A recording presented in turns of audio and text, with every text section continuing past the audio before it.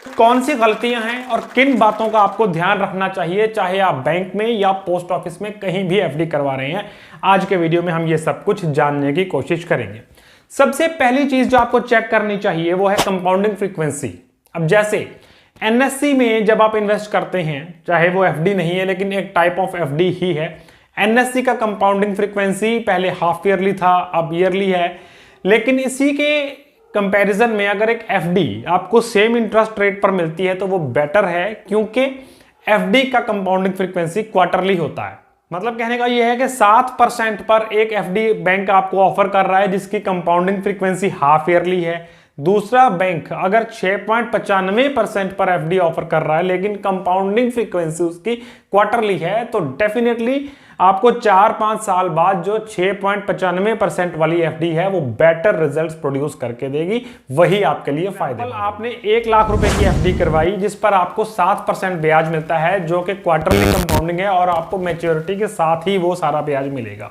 दूसरी एफडी जिसमें आपको 6.90% इंटरेस्ट रेट दिया जा रहा है, लेकिन वो इंटरेस्ट हर महीने आपके सेविंग अकाउंट में क्रेडिट कर दिया जाएगा।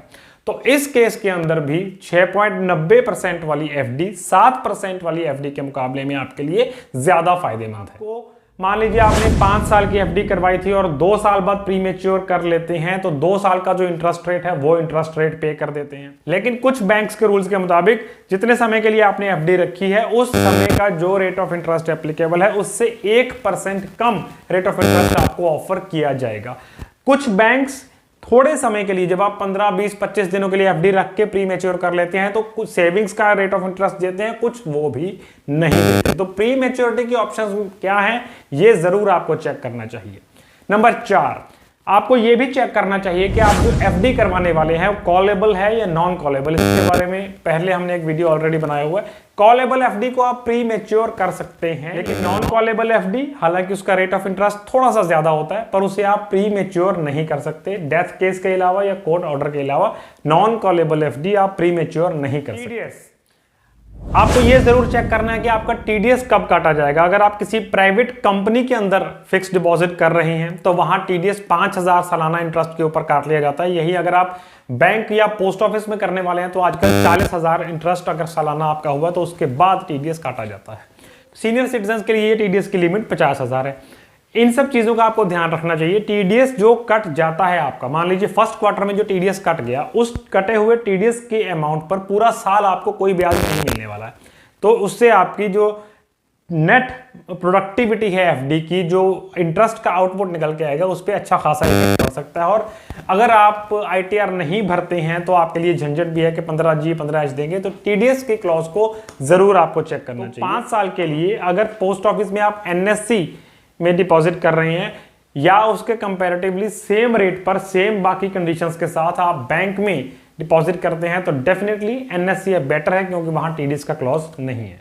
सीनियर सिटीजन बेनिफिट, लगभग सभी बैंक्स हर टेन्योर की एफडी पर सीनियर सिटीजन को एक्स्ट्रा बेनिफिट देते हैं, ये चेक करना कभी ना भूलें। कुछ बैंक सुपर सीनियर सिटीजन को भी अलग से और ज्यादा हाई रेट ऑफर कर देते हैं। इसलिए जब भी आप एफडी करें तो ये आप कर सकते हैं कि बेटा बाप को गिफ्ट कर सकता है अमाउंट जो कि 100% टैक्स फ्री है, कोई टैक्स की उस पर इंप्लीकेशंस नहीं है।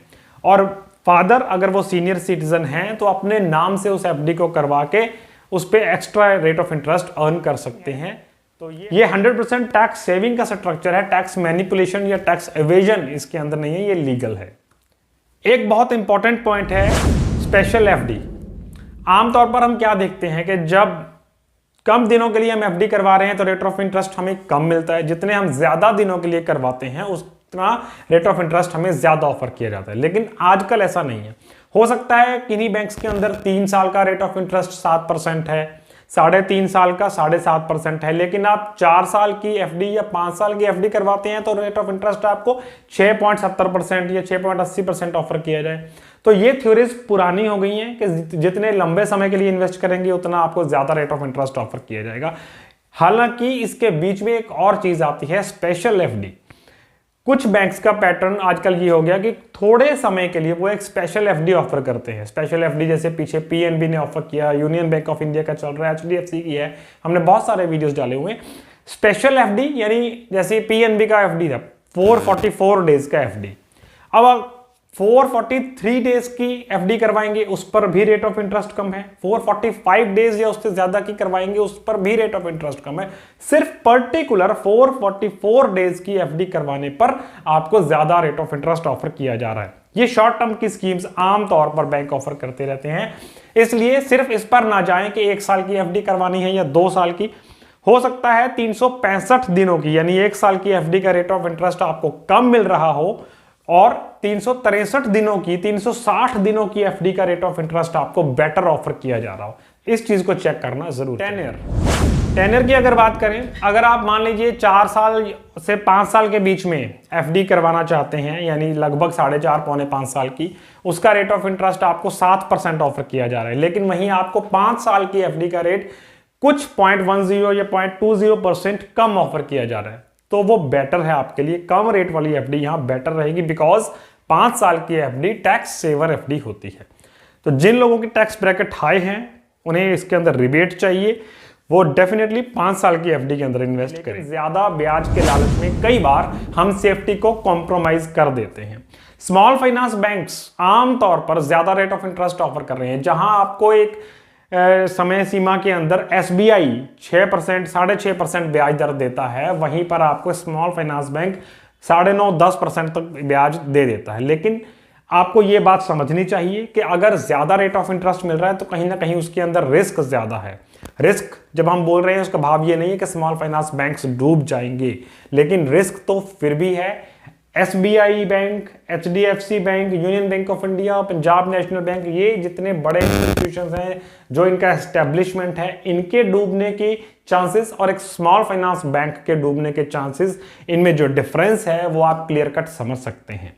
तो क्रेडिबिलिटी जरूर चेक कीजिए इंस्टीट्यूशन की जब भी आप इन्वेस्ट कर रहे हैं। पहले आपको ये चेक करना चाहिए कि जिस भी बैंक के अंदर आप एफडी करवा रहे हैं उस बैंक के रूल्स क्या हैं, वो आपकी प्लेज की हुई एफडी के अगेंस्ट आपको कितने % तक लोन किस रेट ऑफ इंटरेस्ट पर दे सकता है। सभी बैंक्स का, प्राइवेट हो या सरकारी हो, इनके अपने अपने हाउसिंग फाइनेंस यूनिट्स चल रहे हैं, तो इनके गारंटी तो बैंक नहीं लेता सेफ्टी की, लेकिन फिर भी क्रेडिबिलिटी के हिसाब से देखा जा सकता है कि ये सेफ होते हैं। तो जो भी एक मान लीजिए PNB है, वो अगर 7% आपको रेट ऑफर कर रहा है, इसके अगेंस्ट PNB हाउसिंग फाइनेंस जो कि प्राइवेट कंपनी है, वो आपको definitely better rate of interest offer करेगी।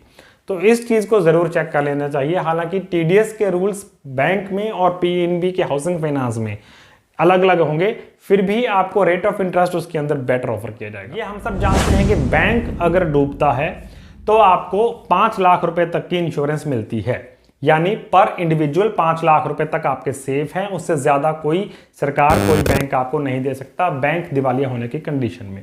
5 लाख प्रति अकाउंट नहीं होता, 5 लाख प्रति पर्सन होता है। लेकिन यहां एक चीज आपको जाननी चाहिए कि फर्ज कीजिए मैंने एक बैंक के अंदर 2 तरह की एफडीज करवाई हैं, जिसमें एक में मेरा नाम अलग से है, दीपक की इंडिविजुअल एफडी है। दूसरी एफडी मैंने करवाई है सेम बैंक के अंदर जो मेरी वाइफ के साथ ज्वाइंट एफडी है, यानी फर्स्ट नेम मेरा है दीपक, सेकंड नेम मेरी वाइफ का है।